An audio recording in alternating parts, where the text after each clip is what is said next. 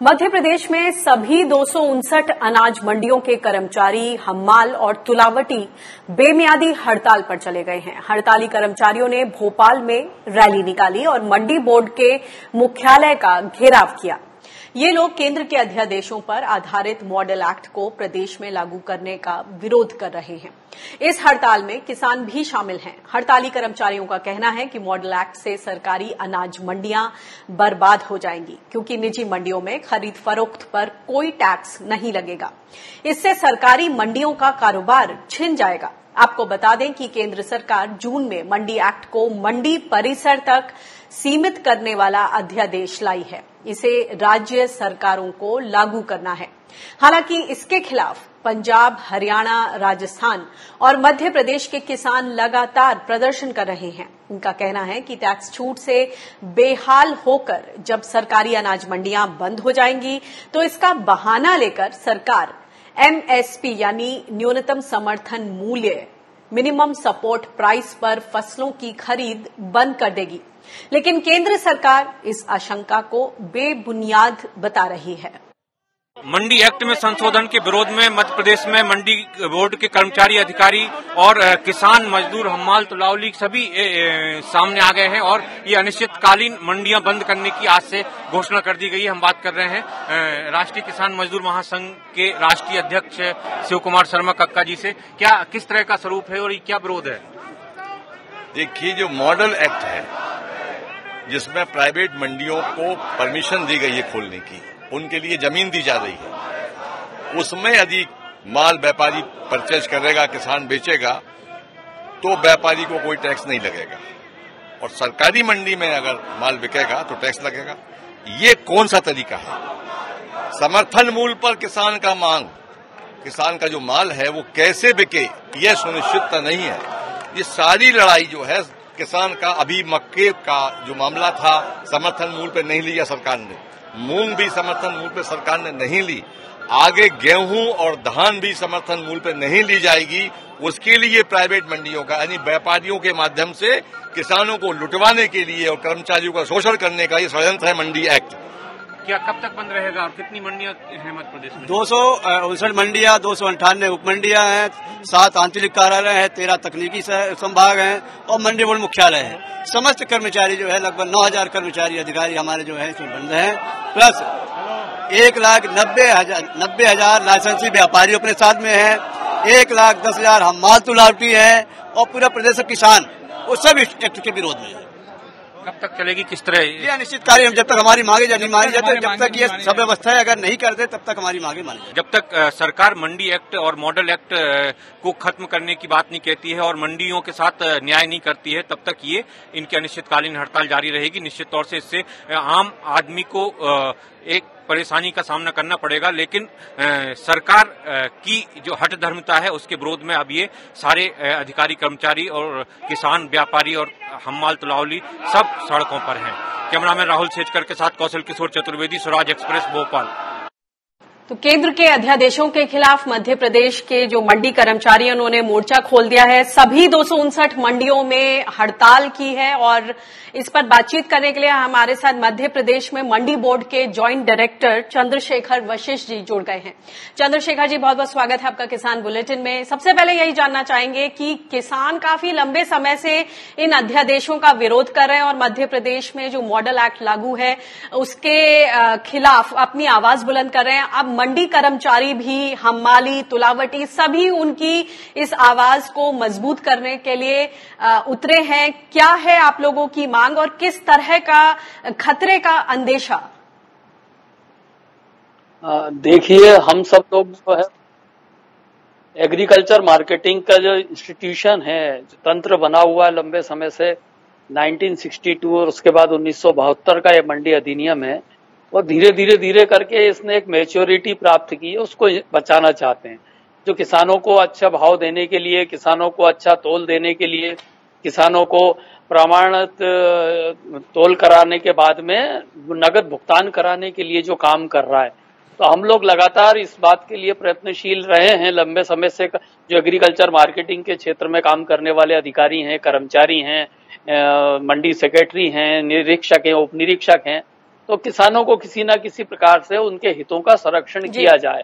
अब जब ये केंद्र का जो अध्यादेश है, जी बताएं, केंद्र जो का ये अध्यादेश है इसमें इस तरह का परसेप्शन भी सामने आ रहा है कि जो मंडियां हैं उनमें ठीक तरीके से सुचारू रूप से काम नहीं होता, खामियां रहती हैं और इन खामियों को दुरुस्त करने के लिए सरकार जो है एक वैकल्पिक व्यवस्था सामने ला रही है, रिफॉर्म्स हैं, ये किसान हितैषी हैं।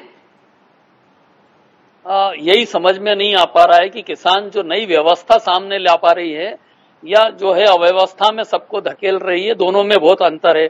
कोई नया इंस्टीट्यूशन या कोई नया मैकेनिज्म अगर सरकार बना रही होती और कोई तंत्र उपलब्ध करा रही होती या कोई सुधार ये हुए हैं तो वो किस प्रकार के सुधार हैं ये समझ में नहीं आ रहा है।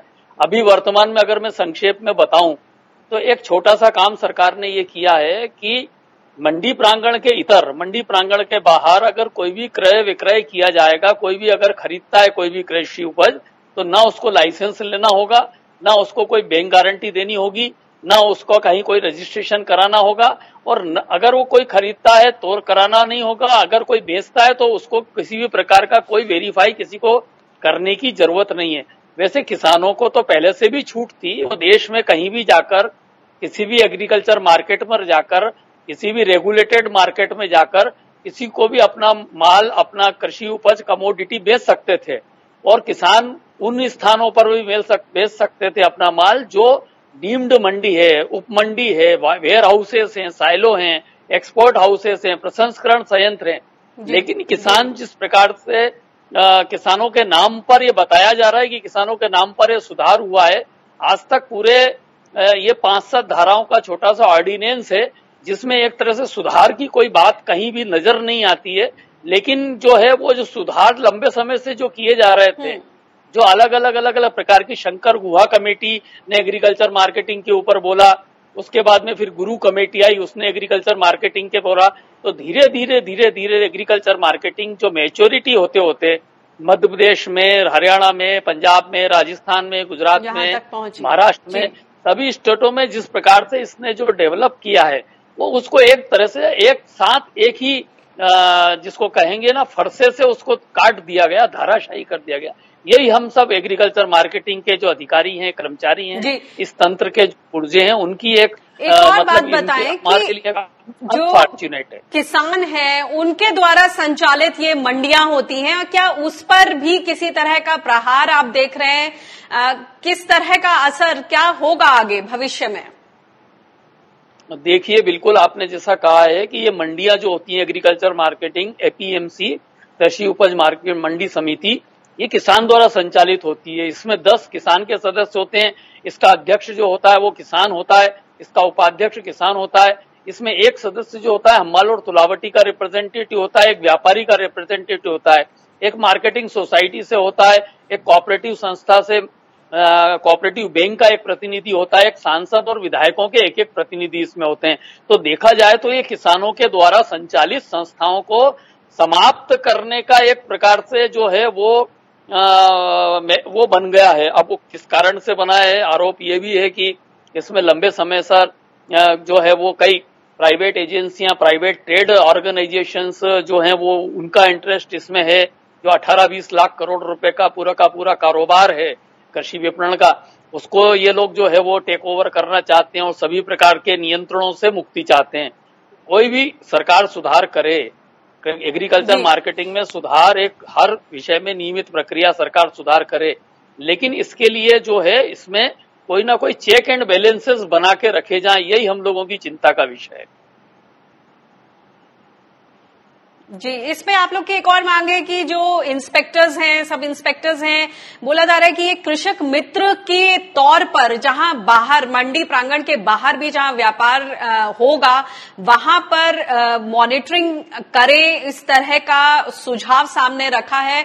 क्योंकि इसके अलावा जो एक एमएसपी को लेकर जो पूरी आशंका जताई जा रही है, अभी अगर एमएसपी ठीक तरीके से नहीं मिल पाती तो कम से कम मंडी बोर्ड के पास उसका कहीं ना कहीं स्टैटिस्टिक्स होते हैं, उनके पास वो नोटेड होता है कि इस कारण से यहाँ इस भाव से शुरू हुआ, ये भाव फाइनली अंततः तय हुआ और इसकी वजह से किसानों को ठीक तरह से एमएसपी नहीं मिल पाई। अगर आगे इस तरह का, जिस तरह का अंदेशा, जो खतरा जताया जा रहा है कि एमएसपी सुनिश्चित नहीं हो पाएगी और किसी तरह की मॉनिटरिंग नहीं होगी, तो किस तरह की पॉलिसीज फिर आगे बन पाएंगी? बिल्कुल सही है, ये सबसे बड़ा खतरा यही है। जो लंबे समय से हम लोगों ने धीरे धीरे जो स्टेटिस्टिक्स और डेटा डेवलप हुआ है, जो एग्रीकल्चर मार्केटिंग का जो भारत सरकार के पास में या विश्व में, अब तो इंटरनेट के माध्यम से और सारा गूगल के माध्यम से पूरा विश्व एक हो गया है, सारा का सारा ग्लोबलाइजेशन का जमाना है। आपको दुनिया के किसी भी देश के अंदर कोई भी डेटा और कोई भी जानकारी चाहिए कि कितनी क्वांटिटी पे कौन सा उत्पादन हो रहा है, किस भाव पे बिक रहा है, तो वो सारा का सारा डेटा जो है वो नेट पर उपलब्ध है। अब अगर हम लोग इसको मंडी प्रांगण से बाहर ट्रेड को कर देते हैं तो वहां पर किसकी निगरानी में होगा, क्या भाव होगा? मिनिमम सपोर्ट प्राइस जो अभी तक भारत के अंदर करीब 300 कमोडिटीज जो हैं, जैसा कि किसानों की ऑर्गेनाइजेशंस लगातार मांग कर रही हैं कि 300 से ज्यादा नोटिफाइड एग्रीकल्चर प्रोड्यूस हैं, और वो 300 से ज्यादा नोटिफाइड एग्रीकल्चर प्रोड्यूस में से केवल 25 एग्रीकल्चर प्रोड्यूस ऐसी हैं जिन पर भारत सरकार द्वारा एमएसपी रबी और खरीफ में डिक्लेयर की जाती। तो अभी तो हमारे पास में 275 कमोडिटी ऐसी हैं जिनके ऊपर हमको मिनिमम सपोर्ट प्राइस डेवलप करना था, लेकिन हमने बजाय कि डेवलप करने के, उनका डिक्लेयर करने के, उनको ऊपर परचेसेस की व्यवस्था करने के, हमने किसान को एक अंधेरे कूप में, अंधेरे उसमें गर्त में धकेल दिया है, जहां उसका ना तो कोई खरीदी का भाव देखने वाला है कि उसको प्रतिस्पर्धात्मक दर क्या मिलता है, एमएसपी उसको मिलता है कि नहीं मिलता है, उसकी जो उपज है उसका तोल प्रॉपरली होता है। जो मंडियों में होता है कि इलेक्ट्रॉनिक तोल होता है, और इलेक्ट्रॉनिक तोल का एक एक दाना संबंधित आदमी का तुला या ना तुला वो मंडी के कर्मचारी इंश्योर करते हैं, और किसानों की जो संस्था होती है वो किसान के जो अध्यक्ष, उपाध्यक्ष और किसान के प्रतिनिधि होते हैं वो बीच में चेक करते हैं।